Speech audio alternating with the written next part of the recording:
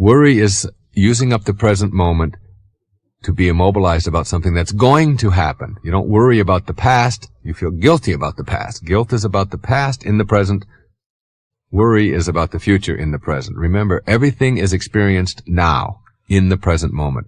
And again, the payoff for worry is, what could I be doing in this moment if I weren't worrying? And then you say, well, my worry is keeping me from doing these things, taking this action, changing this behavior, moving on in a new direction, getting out of that relationship, whatever. Now, people worry about everything. People worry about their health. People worry about their children. They worry about dying. They worry about their job and the economy and having a heart attack and security and everybody else's happiness. And am I doing the right thing?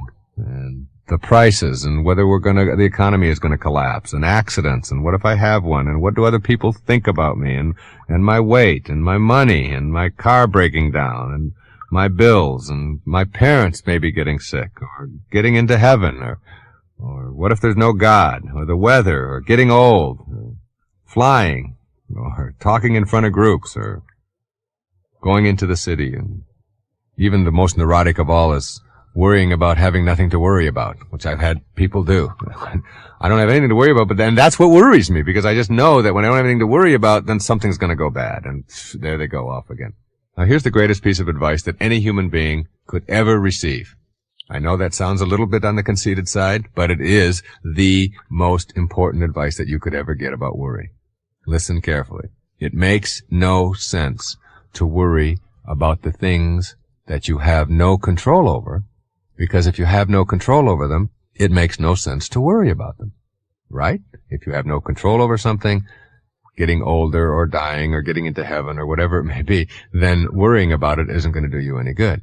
So it makes no sense to worry about the things you have no control over, because if you have no control over them, it makes no sense to worry about them. And it makes no sense to worry about the things that you do have control over, because if you've got control over them, it makes no sense to worry about them. And there goes everything you could ever worry about in your life. If you don't have control, you relax and you flow and you let it go. You just let it go. Worrying about something you have no control over makes absolutely no sense.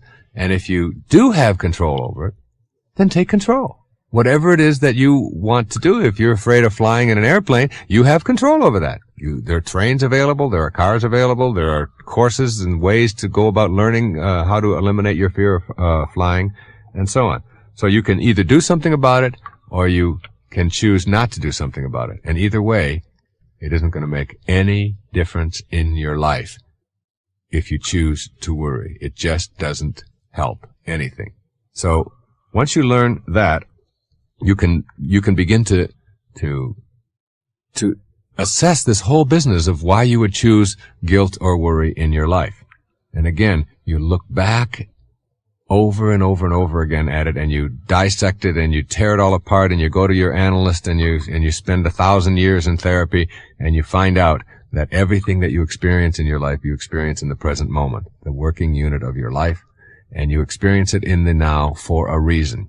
If you choose guilt, or if you choose worry, you cannot be active and creative and fulfilled and changing and doing all kinds of good and exciting things for yourself in your life now if you are occupying your now with worry and guilt. And if you think that worry is something that you just inherited, or it's something that your parents passed on to you, and it's something that you just can't do anything about, begin to practice. Do things like, I always tell people, just worry. Just sit there. I used to tell my patients over and over again, just sit there and worry. Show me what you're doing when you're worrying. And you begin to see how silly it is. It's just a mental exercise that is all caught up in this silliness. And all the things that you ever worry about. There's a wonderful old saying that says, I'm an old man and I've had many troubles, most of which have never happened. And the most of which have never happened is all the worries. And I do the same thing with my children, and I have 7 beautiful children. And I watch them grow up, and I know that there's all kinds of pitfalls and things out there that can have, but I can't keep my eye on every one of my children all day long when they're in school or when they're in their jobs or when they're in their relationships or whatever. I simply can't do that. So I have the choice. Am I going to sit around all day long and worry about each one of those children and whether or not they're going to be in any danger? Or am I going to just raise them to be as careful and productive as they possibly can and know that I can't do anything about that? And this isn't to say that I'm unconcerned. It is to say that I refuse to use my life filling it up with worry over things that I can't do anything about. I just can't go that way. And you don't have to either. Worry is one thing, and preparing yourself for the future is something quite different. But again, preparing yourself or planning for the future is still something that takes place in the now. So what you want to learn to do is to enjoy it in the now, instead of trying to live it 2 months from now or 3 months from now. Enjoy the planning process. If you're going to have a vacation 3 months from now, that's a very enjoyable process. All of that planning and all of the activity that goes into it and all the expectations and then the anticipation of what that's going to be like, that's one of the most joyful things about a vacation. All of that planning part. That isn't worry. Worry is when you are immobilized. The key word to define an erroneous zone is, does it immobilize me in the present? And if the answer is yes, then it's something I want to get rid of.